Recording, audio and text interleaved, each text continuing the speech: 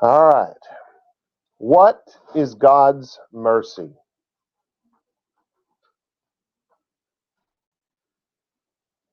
How do we define it? Do we need it? Who can obtain it? How can we know if we have it? What's the nature of God? Yeshua, the guy that Christians call Jesus, he hung out with sinners. Should we? Who are the sinners? What is sin? What is not sin? The name of this message is Go, Learn the Meaning. Please stand and cover yourselves for the reading of our scripture.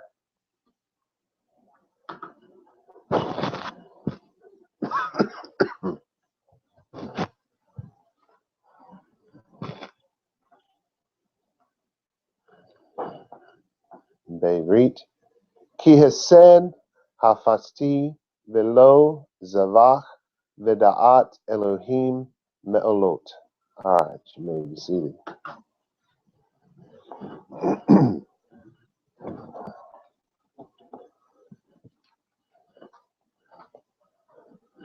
Our first word is ki. It's the Hebrew word that means for or because. That's followed with chesed. They have mercy. Chesed is desire. It's extreme love. In a good sense, zeal towards another, love, kindness, especially of men amongst themselves, benignity, benevolence as shown in mutual benefit, mercy, pity when referring to those in misfortune. It is to turn or incline kindness upon anyone, the grace, favor, mercy of God towards men, constant or abiding favor. It doesn't really tell us anything, does it? It's from the root that means eager and ardent desire. Ardent is extreme love. Ardent desire by which anyone is led. It is to love, desire toward anyone. So, in short, it is an eager pursuit of someone stemming from an intense, burning, passionate love and desire for them. So you need to understand what the chesed of God is. An eager pursuit of someone, and if it's God's mercy, it's an eager pursuit of someone, of God's pursuing someone stemming from his intense, burning, passionate love and desire for that someone. Is that something we can even imagine? So God desires someone to pursue. The next word is hafasti, which is desire. It is to bend, to curve, metaphorically to be inclined, to be favorable, to do something the way someone leans. So what are they saying? In particular, what are they saying about God? They're saying that this is what God leans toward when he thinks of his people. So he's leaning toward this thing, this mercy. This is velo, which is and not zavach. So he leans toward this mercy and not zavach, which is sacrifice. It's a slaying. Hence, the flesh of slain animals.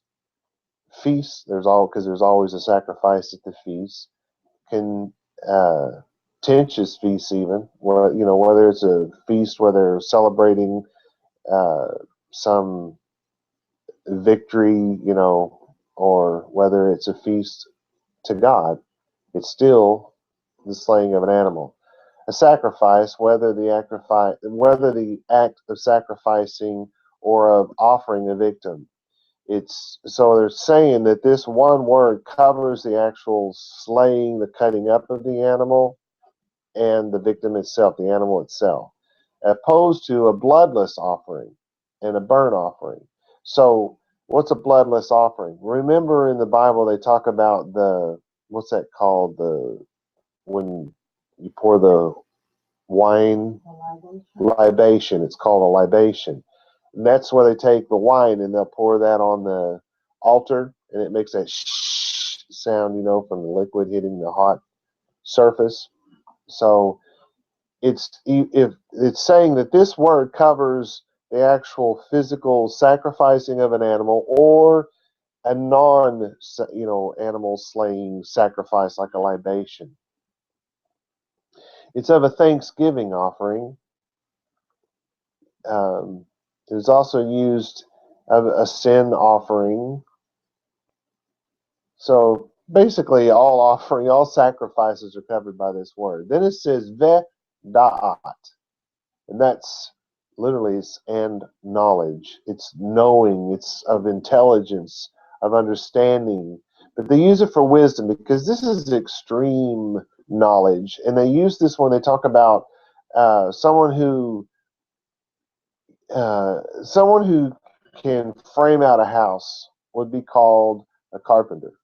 But somebody who can build the tools needed to frame out a house, somebody who can make intricate cabinetry and stuff like that would be called a wise carpenter.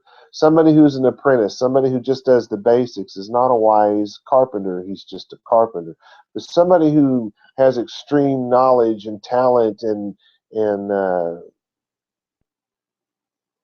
experience in something is called a wise whatever. Of course, we're using carpenter. It's from the root, which is to see, to perceive. It's the acquisition of knowledge, if you will. It's the signification both of seeing and knowing, to perceive, to be aware of, whether by the eyes or the touch. Often of the mind, hence it's to understand, to get to know, to discover, whether by seeing or by hearing or both. It's to know by experience, to become acquainted with anyone. It's of a man knowing a woman, to know, to be acquainted with anyone. And don't put that with the Western idea of a man knowing a woman. It's more like us saying, she knows him better than he knows himself. It's, and he knows her better than she knows herself. That's what they're actually talking about here. To know someone face to face, to care for someone, to look after them, to tend to them. That's what we're talking about. And who are we supposed to be this way with? Elohim, God. It's the generic word for God. Then it says me'olot. This is burnt offerings. What is laid on the altar, what is offered on the altar, especially a burnt offering, a sacrifice of which the whole was burned. It's from the root, which is in Hephil number 1, this particular word. That doesn't mean a lot to most people. It's just a Hebrew grammar thing. But to get the meaning right, we need to connect it to go to the root, then go to Hephil number 1, and now you have the root meaning. To cause anyone or anything to go up. To come out of a pit. Somebody was down in the pit. They used to have to pull them out of the pit to lead them up a hill.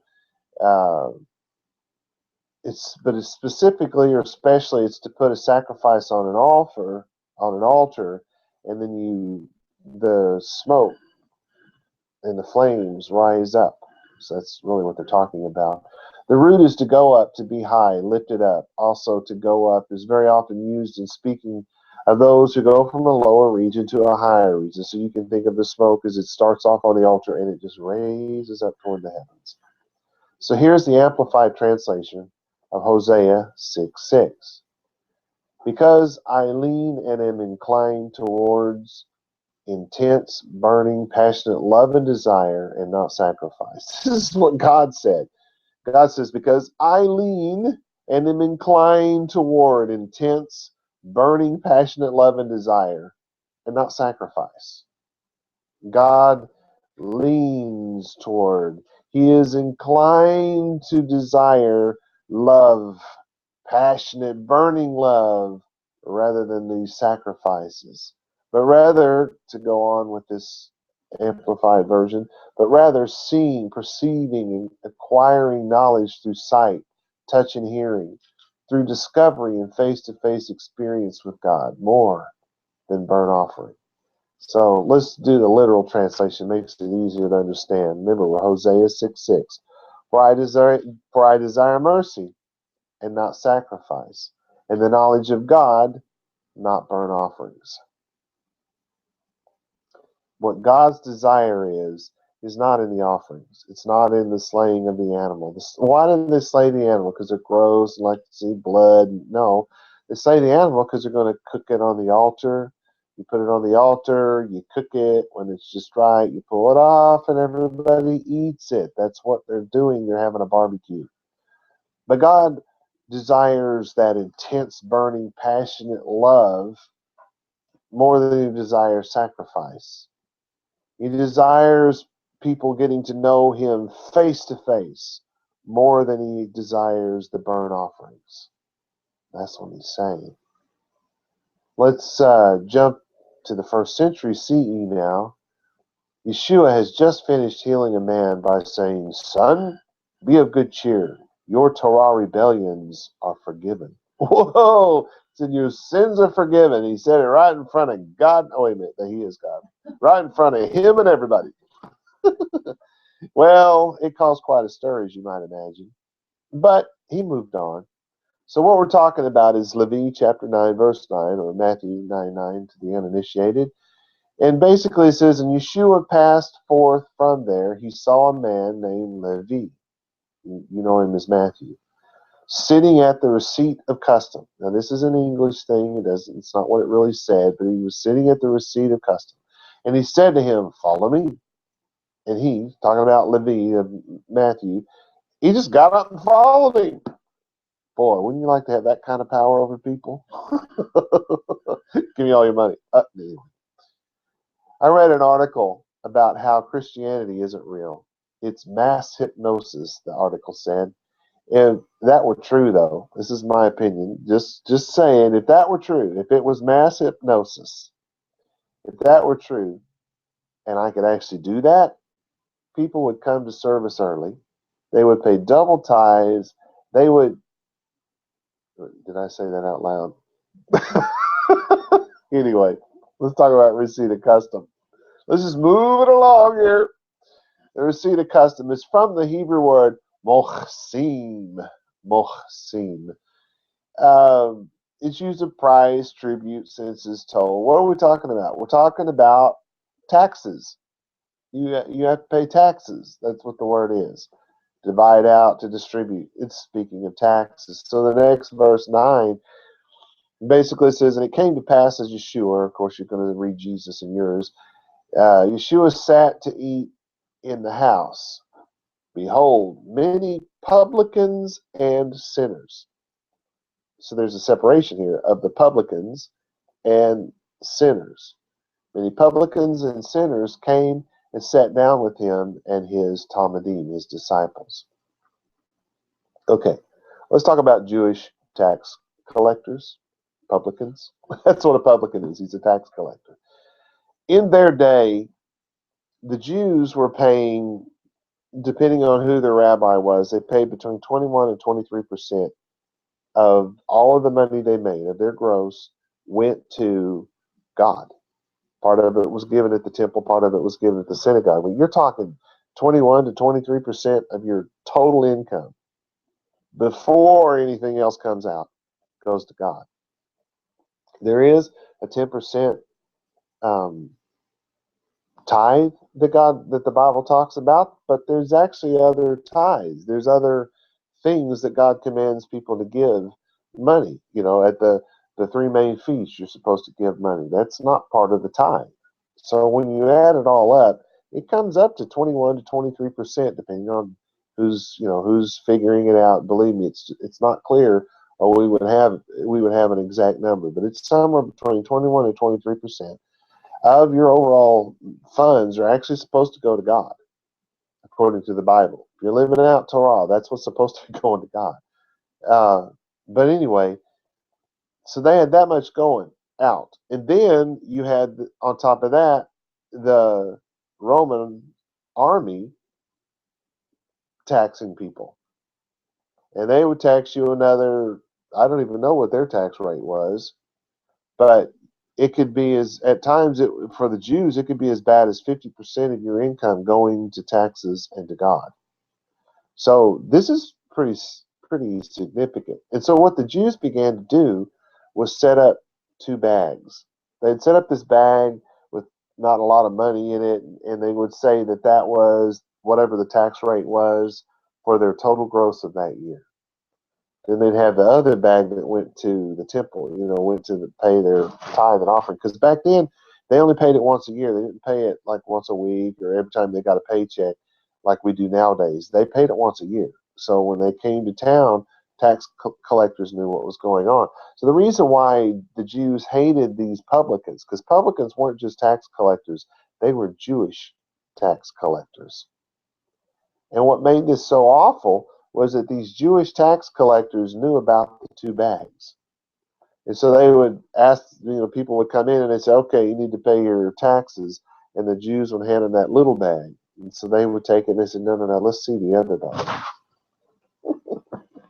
So they would they wouldn't take the money from the other bag. They would look how much money that was. They would know how much they really made. And then they would tax them on the real amount. And the Jews didn't like that because now they're winding up paying 50% of their overall income going, to these 2 different places.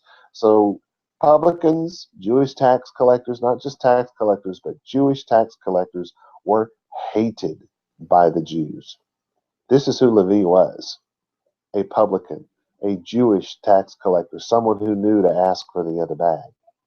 Okay, now then it says that he sat down to eat at his house. Okay, we need to get a picture of what really happened. They did not have kitchen tables like we see today. Like in the movie The Passion, you see that Jesus makes a table, right? He's trying to explain it to his mother, and they're pretending like they're sitting in chairs. And his mother says to him, it'll never catch on, right? Because that's not the way they did it. Their tables were no higher than our coffee tables. They were actually probably a little bit lower than our coffee tables, but think of it more as a really big coffee table. And people did not sit in a chair, they sat on the floor. And what they would do was one person would lean against the chest of the next, and he was leaning against the chest of the next, and they went around the table that way. Everybody leaned. They reclined when they ate. They didn't sit up. Right? That's the way it was done back then. So this is not everybody sitting at a table like you see on TV and at their individual chairs. Everybody's sitting on one side of the table so the camera can get everyone's face at the same time. It was not like that. It would be a nightmare to put cameras on something like this, right? But that's the way it really was. Everybody leaning against each other's chests. And that's why when John Yochanan talks about the one that leaned against Yeshua's chest, that's actually what he's talking about. They leaned against each other when they ate, and so that was probably, he sat there more than most. It may or may not have been more than most. It was just a joke anyway. He was poking fun at Kepa, at Peter. But that's for another day. So let's look at verse 10. It starts off with the Greek word for and we know it's a conjunction. So then they go to the Greek word egeneto, which is it just means it came to pass. So we would say vayahi in Hebrew. It came about, it happened. And then autau in Greek is the same for himself in Hebrew, which is going to be who, standing by itself, or it's going to be oo at the end of a word, because it's not really a standalone word so much in Hebrew as it is in Greek and English. And that's followed up by anakema now, which is to lay out, to lie at table, generally to eat together and dine. So this word really does, the Greek word really does give the picture of people leaning against each other on the floor. Then it's oikia. It sounds like IKEA, doesn't it? Oikia, the beto is it's in the house, in somebody's house. Could be a tent, could be a fortress, could be a palace. Whatever your house is, it's that. And then you have your conjunction again. This is edau. Edau sounds a lot like idios, but it's not. Believe it just means behold, and behold. Then it's pollo. Chickens. No, that's not. It's not Spanish. Poloi is the actual word. It's the Hebrew word would be rabim, and it's not rabbis. It's many. It's of great numbers. Really, all it is. Or it could be a great man. It could be somebody who's a leader, somebody who has great education, great something here. Then it's publicans. So there was many publicans, many of these tax collectors, these Jewish tax collectors. And it says Amar Toloi, or Amar Toloi. It kind of sounded the same, didn't it? But that's sinners. It's the Hebrew word would be hatatim, sinner, somebody who sins. Here's what you got to know: a sinner is someone who lives outside the covenant of God, but not just anyone, a Jew. You have to know that in this biblical period, in the time that we're talking about, they did not think of Gentiles as sinners. They thought of Gentiles as dogs. Sinners were the Jews who had covenant with God, or not so much that they had covenant, but they knew the law, but didn't live by it. That's what a sinner was. So in this particular time period, at the time of this writing, the only people who were sinners were Jews. And it may sound preposterous that you're talking about sin and all this stuff being someone who lives outside the law, but in case I've never mentioned this before, 1 John chapter 3 verse 4, it says everyone who commits sin violates also the Torah, because sin is Torah rebellion. I know your Bible says law. Scratch it out and write Torah, and you'll understand what they're talking about. So what is sin? Sin is rebellion of the Torah. If the Torah says to wear a fringe and you don't, that's sin. If it tells you not to involve yourself in pagan holidays and you do, that's sin. It's that simple. If it doesn't say it, if it does not tell you that eating with your mouth open is sinful, then it's not sinful. No matter how horrible everybody else thinks it is, it's still not a sin. So what sin is and what sin is not is real simple. If God said to do it and you don't, it's sin. If God said don't do it and you do, it's sin. If God doesn't say anything about it, it isn't sin. You have to be violating a do or a don't in the Torah. Nothing else is or is not sin. That's how simple this is. 1 John chapter 3 verse 4 says so. Our next word here is eltonis in Greek. It's ba'u in Hebrew. It's to come, to go from over there to over here. Then we have sunanekato, which is, that's that word where they lay down with their back against the chest of the next person. Then we have to in Greek, which is im in Hebrew. It's with. It's with or from. It's a part taken from the whole. Then next you have Yesau, Yesau, Yesu, Jesus. Some of you recognize it. It's where they get the word Jesus. That's where they get Jesus. It's a transliteration of Yeshua. That's how we know without a doubt his name was not Yehoshua, Yehakamahua, Yehomahomaduba, Habadahuba, and Yahushamahoa Yeshua, Yahweh Bahukama. No, it's not any of that sacred name nonsense. If you look at the Greek letters, the first one is the capital I. It makes the Y sound, Y-E. The next word is that thing that looks like an N. That makes the A sound. So you have yay, or yeah, yay. Then the next one is an S. Why isn't it an SH if it's a transliteration? Because they don't have the SH sound in Greek. So it goes from sh, yeshu, to yesu, because the next thing is the OU, the oo sound, yesu, instead of yeshu. Why don't it say yeshu, Yeshua? Well, because if it said Yeshua in Greek, he would be a woman. So they add an S or they leave the letter off altogether. It is very literally very easy to see that his name was in fact Yeshua and nothing else. Then there's a conjunction after that, and then his after that, and then matetais in Greek, which is Talmidive. It's his Talmudim, his disciples. And I love this. The word Talmudim comes from lamed, the root lamad. It's to chastise, it's to strike, to beat with a rod, especially the beast of burden. It's to discipline, to train. It, we would think of negative reinforcement here. We're thinking of spanking your children and beating on them. And some rabbin did that. They did beat on their students. And back then, once you became a student, you couldn't unbecome a student. You had to stick with it until the end. So you would straighten up, trust me. But and some people did that. That was part of the world. But most rabbin did not teach that way. Most rabbis didn't teach that way. The picture wasn't supposed to be of the negative. It was supposed to be of the repetitive nature of it. Because if you took a stick and you pop the backside of a cow enough, you'll get that cow to turn this way or get that cow to turn that. He'll learn it by wherever you pop him on the backside. That tells him which way to go. Uh, so it's the repetitive is what you're supposed to get from it.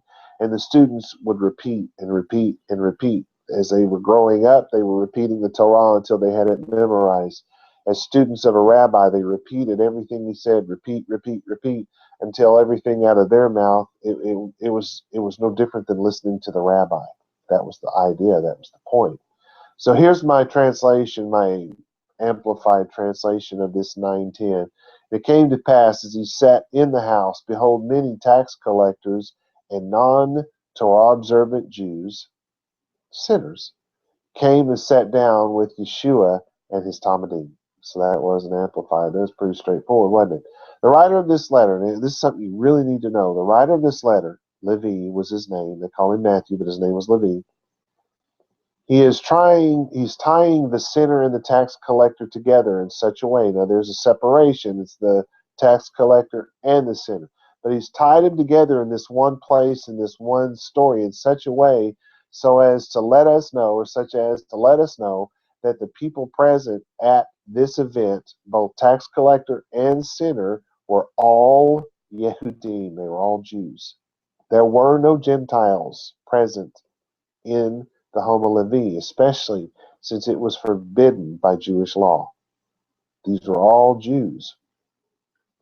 Now, if we look at verse 9, 11, chapter 9, 11, and when the Pharisees saw it, they said to his Talmudim, it's funny, they don't go say it to him, but they say it to his Talmudim, to his disciples, why does your master eat with tax collectors and non-Torah observant Jews, sinners? In 12, but when Yeshua heard, he said to them, they that be whole. Now listen, this is really careful, really important that you get this. Yeshua says to them, they that be whole need not a doctor, but they that are sick. Right? Now, we've been talking about Torah observance and non-Torah observance, right? What kind of doctor do you think are they talking about? A doctor of the law.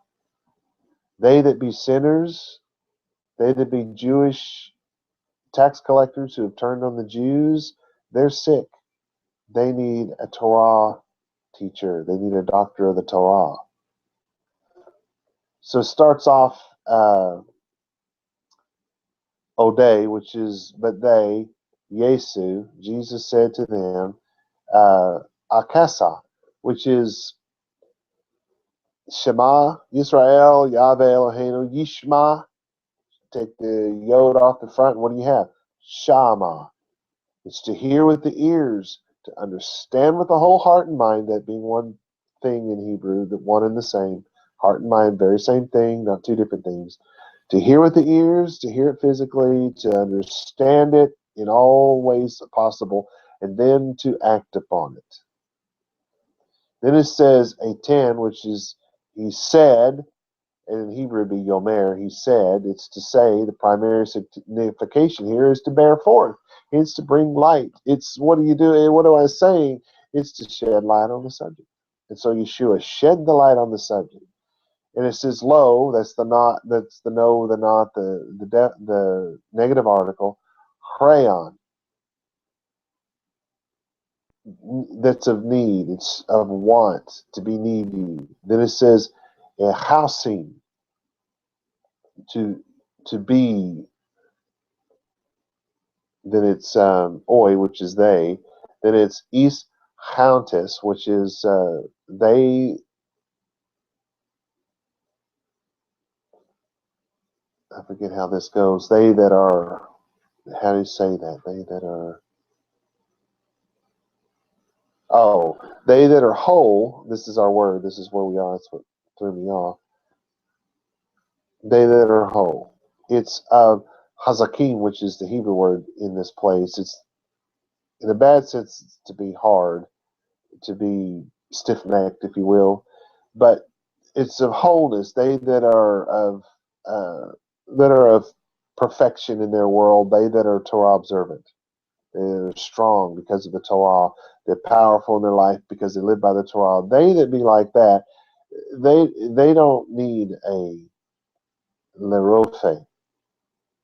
They don't need a physician, someone who sews people together, someone who mends people, because this is why it gets translated as physician, as doctor, because they're thinking in the terms of uh, what doctors do. They sew people together, they heal them, and they do that kind of stuff. But understand, that's what the doctor of the law does. When you're a sinner, you're living outside the law, he helps to heal you. He helps to get you back on the right track, helps to get your life back in order. He helps to make you healthy because wholeness and healthiness and soundness comes from Torah observance. That's what the doctor of the law does. So that's why it's used in this idiom. For they, holim, uh, to be polished smooth, to be worn down. They that are worn down, sick, those that are infirm, those that are living in sin. You know, they're not doing what the cares of life got to them and just beat them down. They can't live for God anymore. They couldn't see where God was in their life. They couldn't see where God was of any benefit in any. They just finally got wore down. They that are sick, they that are diseased, they that are ill, they that are non-Torah observant. Well, that's who needs the doctor, in other words. So here's the translation, my translation of Levi 9:12. And when he heard it, he said, they that are whole do not need a doctor of Torah, but those that are raw, those that are evil, need a doctor of Torah. Yeshua is not suggesting that sick people need a physician. He is telling us that those who are breaking the Torah need a doctor of Torah to help them be restored. It's really that simple. Because remember, the point here of the story is that he's eating with non-Torah observant people. He's eating with sinners. He's eating with the lowest of the low, right? It's not about people being sick, because if they were sick, what do you think he would have done? He would have healed them. There would have been a story about him healing people, right? And he didn't do that. So you have to understand that this is an idiom. Verse 13, then he says something important to him, but go and learn the meaning, for I desire mercy and not sacrifice, and the knowledge of God over burnt offerings. Wow. Think about what he's doing here and what he just said. He's getting to know these people. He's pursuing these people.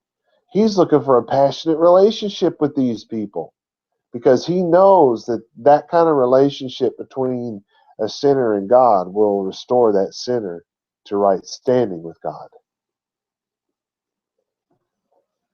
When we lose track of the fact that God seeks first and foremost an intimate relationship with his children, we become religious fanatics and hypocrites, carving out our own God as we go through life, just like these men who Yeshua was speaking to. Our mind-made God, that's God with a little g, because it's mind-made, will like everything and everyone we like. He or she or it will hate everything that we hate. Our mind-made God will require nothing of us that we don't care to give. But our mind-made God will demand perfection from everyone else. Hosea chapter 6, verse 6 is our verse of the day. For I desire mercy. Remember that? That's that eager, passionate love, burning, stemming from that intense, burning desire. For I desire that. And not sacrifice. and the knowledge of God, that intimate face-to-face knowledge of God, not burnt offerings. This verse is written in parallel. It's a Hebrew writing style, and it's parallel. So look, mercy is sacrifice, knowledge of God, burnt offering. See the parallel here? Mercy, the knowledge of God, sacrifice, the slaying of animals. Did I say that right a while ago? It's the same thing. This should give us a different image of Psalm 23:6. Surely goodness and mercy will follow me all the days of my life, and I will dwell in the Hayhal, in the temple, in the house of Yahweh forever. Mercy will follow me. The knowledge of God, the pursuit of God stemming from the intense, burning, passionate love he has.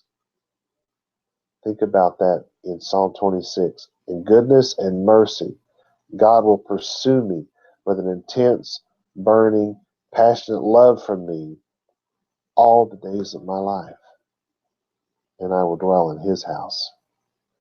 Mercy of God is the knowledge of God. How do we get God's knowledge? Mercy is through the knowledge, through getting to know him. If you have the knowledge of God, you have received mercy in your life.